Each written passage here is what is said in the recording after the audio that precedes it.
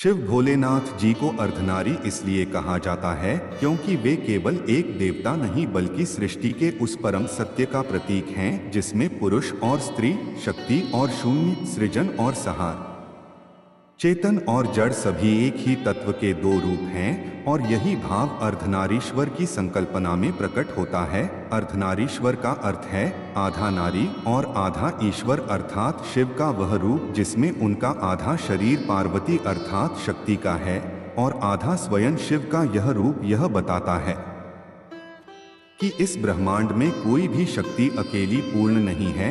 शिव बिना शक्ति के शव हैं और शक्ति बिना शिव के दिशाहीन ऊर्जा है। जब दोनों एक होते हैं तभी सृष्टि चलती है। शिव तत्व शुद्ध चेतना है जो निष्क्रिय है, साक्षी है, स्थिर है और पार्वती तत्व सक्रिय ऊर्जा है जो सृजन करती है, पालन करती है, परिवर्तन लाती है। जब यह दोनों एक शरीर में समाहित होते हैं तब अर्धनारीश्वर का जन्म होता है।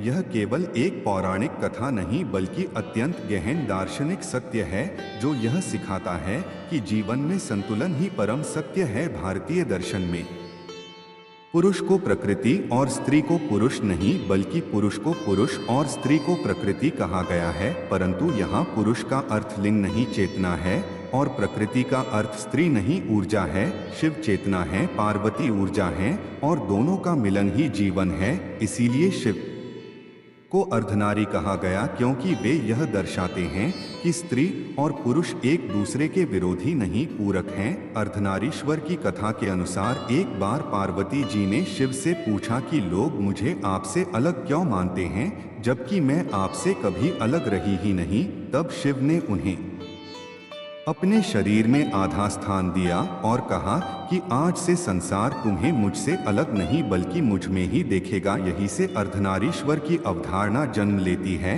यह रूप यह सिखाता है कि नारी को हीन समझना स्वयं शिव को अधूरा समझना है क्योंकि शिव स्वयं आधे नारी हैं। यह रूप समाज को यह संदेश देता है कि स्त्री और पुरुष समान हैं, एक दूसरे के बिना अधूरे हैं। अर्धनारीश्वर का दाया भाग शिव का होता है जो पुरुष तत्व का प्रतीक है और बायां भाग पार्वती का जो स्त्री तत्व का प्रतीक है। दाएं भाग में जटाएं त्रिनेत्र रुद्राक्ष सर्प होते हैं और बाएं भाग में केश सजे होते हैं, आभूषण होते हैं, वस्त्र होते हैं। यह भिन्नता यह दर्शाती है कि दोनों की प्रकृति अलग है परंतु अस्तित्व एक है। शिव का आधा पुरुष रूप वैराग्य, ध्यान, तप और संहार का प्रतीक है जबकि पार्वती का आधा स्त्री रूप प्रेम, करुणा, सृजन और पालन का प्रतीक है। जब ये दोनों एक होते हैं तभी जीवन संतुलित होता है। यदि केवल शिव तत्व हो तो संसार ठहर जाएगा और यदि केवल शक्ति तत्व हो तो संसार अनियंत्रित हो जाएगा। इसलिए अर्धनारीश्वर संतुलन का परम प्रतीक है। योग दर्शन में भी कहा गया है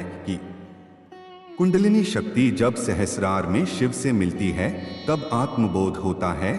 यह भी अर्धनारी भाव ही है जहाँ ऊर्जा और चेतना का मिलन होता है। तंत्र शास्त्र में शिव और शक्ति को एक दूसरे के बिना अस्तित्वहीन बताया गया है। इसीलिए कहा गया है शिवः शक्त्या युक्तो यदि भवति शक्तः प्रभवितु न चेदेवं देवो न खलु कुशलः स्पंदितुमपि, अर्थात शिव तभी समर्थ हैं जब वे शक्ति से युक्त हों, अन्यथा वे स्पंदन भी नहीं कर सकते। अर्धनारीश्वर यही दर्शाता है कि शिव की शक्ति पार्वती हैं और पार्वती का आधार शिव हैं। यह रूप केवल आध्यात्मिक नहीं सामाजिक संदेश भी देता है। यह हमें सिखाता है कि स्त्री को दबाना प्रकृति को दबाना है और प्रकृति का दमन विनाश को जन्म देता है। आज के समाज में जहां स्त्री और पुरुष के बीच संघर्ष दिखाई देता है, अर्धनारीश्वर का भाव हमें सिखाता है कि सहयोग ही समाधान है। शिव का यह रूप यह भी बताता है कि हर पुरुष में स्त्री तत्व है और हर स्त्री में पुरुष तत्व है। करुणा, संवेदना, प्रेम स्त्री गुण माने जाते हैं और साहस, तर्क, दृढ़ता पुरुष गुण, परंतु एक पूर्ण मनुष्य वही है जिसमें दोनों संतुलित हों। अर्धनारीश्वर मनोवैज्ञानिक संतुलन का भी प्रतीक है। आध्यात्मिक साधना में भी कहा जाता है कि जब साधक के भीतर इड़ा और पिंगला नाड़ियों का संतुलन होता है तब सुषुम्ना जागृत होती है और वही मोक्ष का मार्ग है। यह भी अर्धनारी भाव है। अर्धनारीश्वर यह सिखाते हैं कि ईश्वर भी पूर्ण होने के लिए स्त्री तत्व को स्वीकार करता है तो मनुष्य क्यों नहीं, यह रूप यह भी दर्शाता है कि प्रेम केवल भावना नहीं बल्कि सृष्टि का नियम है। शिव और पार्वती का प्रेम सृजन का आधार है, बिना प्रेम के कोई निर्माण संभव नहीं। इसीलिए शिव का यह रूप भक्तों को यह संदेश देता है कि जीवन में कठोरता के साथ कोमलता भी आवश्यक है, तप के साथ करुणा भी आवश्यक है, मौन के साथ अभिव्यक्ति भी आवश्यक है। अर्धनारीश्वर का ध्यान करने से साधक के भीतर द्वंद्व समाप्त होता है, क्योंकि वह समझने लगता है कि विरोध ही जीवन नहीं बल्कि समन्वय जीवन है। शिव को अर्धनारी कहने का एक गूढ़ कारण यह भी है कि वे कालातीत हैं, वे लिंगातीत हैं, वे केवल पुरुष नहीं, केवल स्त्री नहीं, बल्कि उस परे के तत्व हैं जहाँ से दोनों उत्पन्न होते हैं। इसीलिए शिवलिंग की पूजा की जाती है, जो स्वयं निराकार और आकार दोनों का प्रतीक है। अर्धनारीश्वर उस निराकार सत्य का साकार रूप है जो हमें दिखाई देता है। यह रूप हमें यह भी सिखाता है कि ईश्वर किसी एक रूप में बंधा नहीं, वह समग्र है, समावेशी है और सभी गुणों को अपने भीतर समाहित करता है। शिव का अर्धनारी रूप यह दर्शाता है कि जब तक भीतर स्त्री और पुरुष का संतुलन नहीं होगा तब तक आत्मा पूर्ण नहीं होगी। इसीलिए शिव को अर्धनारी कहा गया, क्योंकि वे पूर्णता के प्रतीक हैं और पूर्णता तभी आती है जब द्वैत समाप्त होकर अद्वैत प्रकट होता है।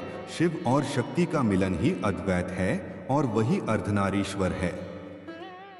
अर्धनारीश्वर के इस भाव को और गहराई से समझने पर यह स्पष्ट होता है कि शिव केवल देवताओं में एक नहीं बल्कि चेतना की सर्वोच्च अवस्था है और अर्धनारी स्वरूप उस चेतना का सबसे करुणामय और समावेशी रूप है। जब शिव अपने भीतर पार्वती को धारण करते हैं तब वे यह सिद्ध करते हैं कि प्रेम अधिकार नहीं समर्पण है और समर्पण में ही वास्तविक शक्ति जन्म लेती है। पार्वती केवल पत्नी नहीं है, वे इच्छा शक्ति हैं, वे संकल्प हैं, वे वह प्रेरणा हैं जो शिव को भी सृष्टि की ओर उन्मुख करती हैं। शिव का स्वभाव वैराग्य है, वे समाधि में लीन रहना चाहते हैं परंतु पार्वती उन्हें संसार से जोड़ती हैं। यही कारण है कि शिव को गृहस्थ भी कहा जाता है और वैरागी भी। यह द्वैत अर्धनारीश्वर में एकाकार हो जाता है।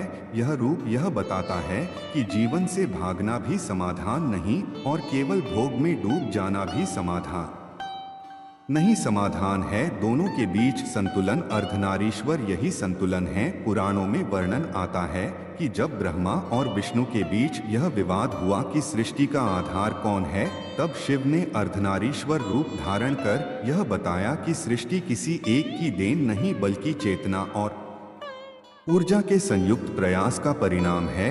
यह रूप ब्रह्मांडीय न्याय का भी प्रतीक है, क्योंकि जहाँ पुरुष तत्व कठोर नियम बनाता है वहीं स्त्री तत्व उनमें करुणा भरता है। यदि केवल नियम हो तो जीवन बोझ बन जाए और यदि केवल करुणा हो तो अनुशासन टूट जाए। इसीलिए अर्धनारीश्वर धर्म और करुणा दोनों का संतुलन है। भारतीय संस्कृति में नारी को शक्ति कहा गया है। दुर्गा, काली, लक्ष्मी, सरस्वती सभी शक्ति के रूप हैं, परंतु उन सभी शक्तियों का आधार शिव ही हैं और शिव की सार्थकता भी उन्हीं शक्तियों से है। अर्धनारीश्वर यह सिखाते हैं कि शक्ति को पूजना तभी पूर्ण है जब चेतना के साथ उसका संतुलन हो, अन्यथा शक्ति विनाशक भी बन सकती है। आज के समय में जब स्त्री सशक्तिकरण की बात होती है तब अर्धनारीश्वर का भाव अत्यंत प्रासंगिक हो जाता है। यह रूप यह नहीं कहता कि स्त्री पुरुष बन जाए या पुरुष स्त्री बन जाए, बल्कि यह कहता है कि दोनों अपने अपने गुणों के साथ एक दूसरे का सम्मान करें। शिव ने पार्वती को अपने भीतर स्थान देकर यह सिद्ध किया कि नारी केवल पीछे चलने वाली नहीं बल्कि साथ चलने वाली है और कभी कभी मार्गदर्शक भी है। आध्यात्मिक साधना में जब साधक शिव का ध्यान करता है और साथ ही शक्ति की उपासना करता है तब उसके भीतर अद्भुत परिवर्तन आता है। उसकी कठोरता पिघलने लगती है और उसकी भावुकता में स्थिरता आने लगती है। यही अर्धनारी प्रभाव है। तंत्र साधना में पंचमकार और शक्ति साधना का उद्देश्य भी यही है कि साधक अपने भीतर छिपी स्त्री और पुरुष ऊर्जाओं को पहचानकर उनका संतुलन स्थापित करे। अर्धनारीश्वर का स्वरूप यह भी दर्शाता है कि काम और मोक्ष एक दूसरे के विरोधी नहीं हैं। पार्वती काम की अधिष्ठात्री हैं, प्रेम की अधिष्ठात्री हैं और शिव मोक्ष के अधिष्ठाता हैं। जब दोनों एक होते हैं तब यह संदेश मिलता है कि प्रेम के मार्ग से भी मोक्ष संभव है। शिव पार्वती का विवाह केवल सामाजिक बंधन नहीं बल्कि आध्यात्मिक एकीकरण है और अर्धनारीश्वर उसका चरम रूप है। यह रूप हमें यह भी सिखाता है कि ईश्वर को केवल पुरुष रूप में देखना अधूरा है, क्योंकि ईश्वर सृजनकर्ता भी है और सृजन बिना नारी तत्व के संभव नहीं। इसीलिए वेदों में भी प्रकृति को माता कहा गया है और पुरुष को पिता कहा गया है। अर्धनारीश्वर इन दोनों का संगम है। योग शास्त्र में जब हठ योग की बात होती है तब हठ का अर्थ ही ह सूर्य और ठ चंद्र है। सूर्य पुरुष ऊर्जा का प्रतीक है और चंद्र स्त्री ऊर्जा का। जब ये दोनों संतुलित होते हैं तब योग सिद्ध होता है। यह भी अर्धनारी दर्शन ही है। शिव को योगेश्वर कहा गया है क्योंकि वे इस संतुलन को स्वयं जीते हैं। अर्धनारीश्वर का ध्यान करने से साधक के भीतर अहंकार धीरे धीरे समाप्त होने लगता है, क्योंकि वह समझता है कि मैं अकेला कुछ नहीं हूँ। मेरे भीतर भी अनेक तत्व हैं जिन्हें स्वीकार करना आवश्यक है। यह स्वीकार भाव ही मुक्ति का द्वार खोलता है। शिव का यह रूप यह भी बताता है कि ईश्वर भी स्थिर नहीं है, वह निरंतर परिवर्तनशील है। कभी वह तांडव करता है, कभी लास्य करता है। तांडव पुरुष तत्व है और लास्य स्त्री तत्व है और दोनों मिलकर ही नृत्य पूर्ण होता है। इसीलिए नटराज शिव का भी आधा भाव अर्धनारी से जुड़ा हुआ है। अर्धनारीश्वर यह सिखाते हैं कि जो अपने भीतर के स्त्री भाव को नकारता है वह कठोर हो जाता है और जो अपने भीतर के पुरुष भाव को नकारता है वह अस्थिर हो जाता है। पूर्णता दोनों के स्वीकार में है। शिव को अर्धनारी इसलिए कहा गया क्योंकि वे हमें यह दिखाना चाहते हैं कि ईश्वर भी विभाजन नहीं करता, वह समन्वय करता है। आज जब समाज जाति लिंग धर्म के नाम पर बंट रहा है तब अर्धनारीश्वर का संदेश और भी आवश्यक हो जाता है। यह रूप हमें यह सिखाता है कि भिन्नता में ही सौंदर्य है और एकता में ही शक्ति है। शिव का अर्धनारी स्वरूप केवल मूर्ति में देखने की वस्तु नहीं बल्कि जीवन में उतारने का दर्शन है। जब हम अपने भीतर के द्वंद्व को समाप्त कर लेते हैं तब हम स्वयं अर्धनारी भाव को जीने लगते हैं।